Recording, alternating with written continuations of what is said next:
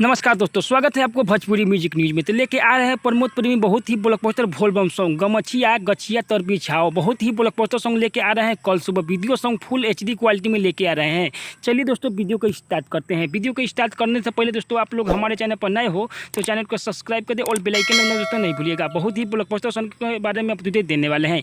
तो वीडियो को दोस्तों हमारे शुरू से अंत तक देखें, तब आपको समझ में आएगा कि चैनल पे सॉन्ग का वीडियो रिलीज होने वाला है और कब होगा और कितने बजे होगा। आज हम सब अपडेट देने वाले हैं। तो वीडियो को दोस्तों शुरू से अंत तक देखें, भगा के दोस्तों नहीं देखिएगा तो कुछ भी दोस्तों समझ में नहीं आएगा। इसीलिए कहते हैं दोस्तों, वीडियो को हमारे शुरू से अंत तक देखें, तब आपको समझ में आएगा कि चैनल पे सॉन्ग का वीडियो रिलीज होने वाला है, भोलबम सॉन्ग का वीडियो रिलीज होने वाला है, कब होने वाला है और कितने बजे होने वाला है, सब अपडेट देने वाले हैं। इस सॉन्ग को लिखे हुए हैं कृष्णा बेदर्दी, राइटर कृष्णा बेदर्दी सॉन्ग को लिखे हुए हैं। संगीत से सजाए हुए हैं आर्या शर्मा, यानी म्यूजिक से सजाए हुए हैं आर्या शर्मा।